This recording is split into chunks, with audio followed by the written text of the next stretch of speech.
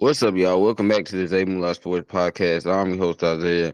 On today's episode, I'll be giving y'all my college football picks for this week. And as I did last week, I'm not going to just pick games that are in the top 25 because some of the teams that are in the top 25 aren't playing, a quality opponent. So there's no reason me to pick those games. But I will also be picking games, that I think are just going to be good that aren't in the top 25. So without further ado, let's get straight into it. So first up, a couple of these games are already started, but I'm gonna get my picks real quickly. So Alabama, Kentucky. I'm taking Bama. Jalen Milroe had 4 rushing touchdowns last week. I picked Bama to win last week against LSU because LSU's defense, just is not good enough. So Bama's gonna take care of Kentucky. Kentucky, I know they blew out Mississippi State last week, but Mississippi State's not a good football team. So I'm taking Bama to win this game big. Then next up we got Michigan and Penn State, and obviously y'all, as y'all know, Jim Harbaugh, is not coaching today. But I don't think that's gonna make a, y'all. I don't think that's gonna make a big difference. I'm still taking Michigan to win this game. Penn State, Penn State just has shown the last 2-3 years that they cannot beat the really elite teams in college football. So because of that, I'm taking Michigan. And Michigan has a chip on their shoulder. They're gonna come out here and try to play hard for their coach. So I'm taking Michigan to win this game. Now let's get into our games that have not yet started. So we got Arizona taking on Colorado, and y'all, Colorado again. We know this is gonna be a rebuild. It's gonna be a process, and they still have a lot that they need. This team has a lot of holes on it, particularly up front on the O line and D line, and I think they need another. They need another corner and safety. Arizona's coming in really hot. Shout out to Jed Bush and the job he's done there. This is a team that I didn't have a lot of expectations for, but they've come into this season. They beat Washington State. They almost beat USC. This team, man, this Arizona's a really, really good team. Really, really good team. So because of that, I'm sorry, Dion. I still love you, bro. But Arizona just playing some good football. So give me the Wildcats to win that game.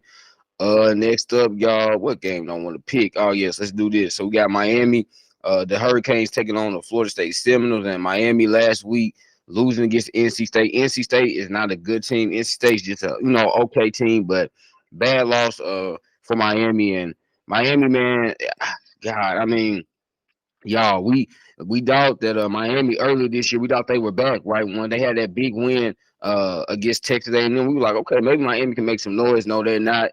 They're not making any noise. And Florida State's coming to this game still undefeated. Even last week, man, even though they played without their two best wide receivers, Johnny Wilson and Keon Coleman, they still took care of business against Pittsburgh. Now those brothers are coming back. I think this is going to be a dominated win for them. I don't see this game being close at any point. I think from the start to finish, man, Florida State is going to dominate Miami because they are just they're really, really, really better team than Miami at this point. I know this is a rivalry game, but y'all know this ain't a fair fight this year. Give me the Florida State Seminoles to blow out the Miami Hurricanes. Next up, we got Tennessee. Oh yeah, I cannot wait to watch this game, man. Tennessee Volunteers taking on the Missouri Tigers, and where last week, man, Missouri, they had a shot, man. They really did. They had a shot to beat Georgia, but I was at the end. They had that turnover that cost them the game. There was also some questionable decisions that their coach Eli did that I didn't really agree with the decision that he made. But shout out to Missouri though, playing the Georgia Bulldogs as tough and close as they did, but unfortunately they weren't able to get the win. And you're looking at Tennessee. I mean, Tennessee beat UConn, so I'm not gonna get into that because they did what they were supposed to do. But man, this is gonna be a really good game, y'all. Two really good SEC East teams. Man, I want to pick Missouri so bad, I really do. I just wonder, like, the toll that took on Missouri, because you're talking about they put a lot of energy into that game last week, going on the road, playing in Athens against the Georgia Bulldogs. Does Missouri have enough energy left in their tanks to play another good team in Tennessee? I want to pick Missouri so bad, but man, unfortunately, I'm gonna have to take the Tennessee Volunteers. It's in a close game, but I just don't know if Missouri has enough energy left after all that energy that they used last week, to try to defeat Georgia. So because of that, I'm gonna take the Tennessee Volunteers in a close game, no, very, very close game. Next up, we got the Utah Utes taking on the Washington Huskies. And last week, Washington did what I thought they were gonna do, man. They beat USC in a high scoring game.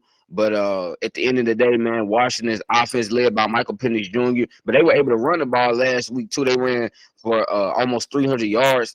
So it was crazy because Washington, they are air team, right? They're air raid offense. But last week they were able to have that great balance.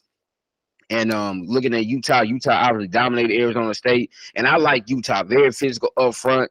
Utah can really run the ball now. I like their quarterback. He made some really nice throws last week, but I just think, man, playing in Washington, it's gonna be real. It's gonna be a real tough environment for Utah. That crowd is gonna be roaring at Husky Stadium. And I just think, man, Washington has too many explosive playmakers at the wide receiver position. And then you got a quarterback like Michael Penix Jr. that's back there just throwing that football all over that field. I just think Washington has too much offense and too much speed for Utah to keep up with. So because of that, I'm taking the Washington Huskies.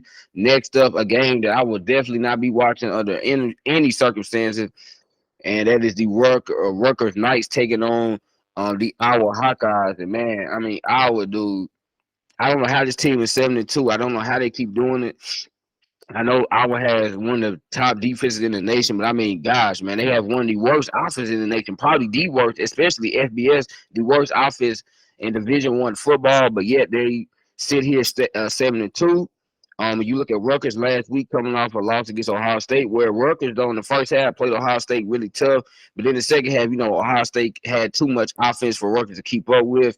But this won't be a game that Rutgers has to worry about because Iowa doesn't have any offense that you got to worry about. So, but I'm still gonna take Iowa though. I'm still gonna take Iowa though, y'all, because Iowa's at home. Their defense. This will be a very, very low scoring game. Like honestly, I wouldn't be surprised if the final score is like freaking. It honestly could be like 6-3. That's my score. I think Iowa wins this game 6-3. Very, very, very, very low scoring game, and it's gonna be a field position game. But yeah, give me Iowa at home because I know how Iowa plays. I watched Iowa for some years now. I know how they play. They're the same team. Give me them at home. Next up, y'all see some of these games are bad, but look at this game. Oh yeah, Ole Miss taking on the Georgia Bulldogs, and like I mentioned earlier with Missouri, man, Georgia definitely that was the toughest team Georgia has faced all year. Missouri took them down literally to the wire. Georgia though, Carter Beck, I like the way he's playing. Even without tight end Brock Bowers. Brock Bowers is the best tight end, in the nation. But their offense, Georgia's offense still look pretty solid without him. But you're going to this Ole Miss, man. And Ole Miss is a different monster right here. They really are. Jackson Dart, Quinshon Judkins, quarterback, running back duo. I think you can make a case that that's the best quarterback, running back duo in all of college football. And y'all, this is my upset. I'm picking the Ole Miss Rebels to upset the Georgia Bulldogs. I saw how Missouri played last week, and I think Ole Miss is a little bit better than Missouri. So I'm going to take Ole Miss to upset the Georgia Bulldogs. And, man, if Ole Miss gets this victory, y'all, Lord have mercy. Now they're really in the thick of it in the college football playoff race because I know they probably cannot win the SEC West at this point because Alabama beat them, and Alabama have to lose another game. They probably won't do that. But, man, Ole Miss is going to be right there in the college football playoff race if they beat the Georgia Bulldogs. And I'm picking them to beat the Georgia Bulldogs. Next up, we got West Virginia, the Mountaineers taking on the Oklahoma Sooners. And y'all, I predicted, I said Oklahoma State was going to beat Oklahoma last week, and they did. Oklahoma's defense the last couple of weeks. Remember at the beginning of the season, everyone was like, "Oh, look at Oklahoma's defense; they really improved." But the last couple of weeks, they look like the old Oklahoma's defense. Man, I mean, Ollie Gordon ran wild against them last week, and so Oklahoma's defense is going back to its old ways. They're giving up a lot of explosive plays, but particularly on the ground game, they are really giving up, a lot of rushing yards. So I look at West Virginia coming into this game. West Virginia has played some solid ball, obviously at 6-3. But I do think Oklahoma will bounce back and get this win. It will be a high-scoring game, in my opinion. And I think that y'all see the point spread is 12.5. I think West Virginia covers that. It's going to be a close game, high-scoring game, I think. But I'm going to take Oklahoma to win the game because they're at home. Next up, yeah, I pick Florida LSU. LSU wins this game big. Florida can't keep up. Yeah, I mean, Florida last week lost to Arkansas. So, yeah, Florida, I have no confidence in y'all. Billy Napier to me is on the hot seat, man. He has to be. I know it's this year too with my guys losing to Arkansas, horrible loss. So give me the LSU Tigers to bounce back in a big way. Next up, y'all, we got Duke taking on North Carolina in a rivalry game. And normally, this is a big game for basketball, and which it will be. But this is still a somewhat big game. North Carolina, obviously, their season has not gone the way they wanted to after they suffered those terrible losses against Virginia and Georgia Tech. But, North Carolina can still win 10 games in the regular season. So I think this game still means a lot to them. They still got Drake May. They got Tez Walker, a wide receiver. Unfortunately, Duke is going to be without my boy, Riley Leonard. Y'all know I'm a big Riley Leonard fan, but he's going to be missing this game. I just think North Carolina, too much Drake May, too much Tez Walker. So give me the North Carolina Tar Heels to win this game big. I think it's going to be a big game. I think North Carolina is going to blow them out. Give me North Carolina win that game. And last but not least, y'all, we got the USC Trojans taking on the Oregon Ducks, man. And USC last week, their defense, same story. They fired their defensive coordinator, Alex Grinch.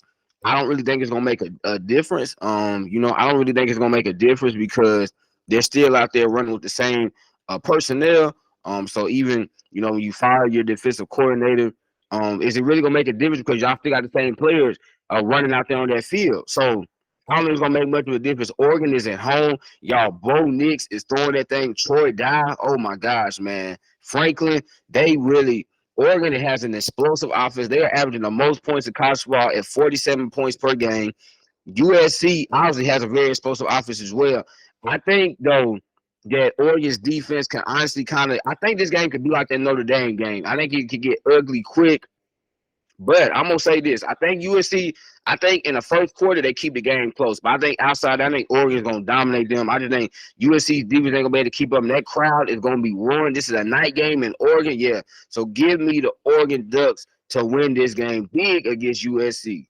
So there y'all have it, man. Those were my college football picks. As y'all can see, man, y'all, this college football season, we are already, this is now November 11th. So this season is done here, over, and now we're really starting to see the real teams versus the fake teams. So interesting week this week. Got some big games like Oregon. Oregon needs to win, right? Oregon has to win this game to stay in the college football playoff race. Ole Miss needs to get a big win against Georgia. You looking at Tennessee or Missouri, that's a big game right there. So it's, man, when you get to this point, y'all, in the season, a lot of big games, obviously bowl games on the line right here. Some teams are even playing, to try to stay in the college football playoff mix. So just cannot wait to see these games unfold today. That was another episode of the Zay Moolah Sports Podcast. Make sure to like, comment, subscribe, and share. Y'all know I'm going to end it, man. God bless. I love y'all. Peace.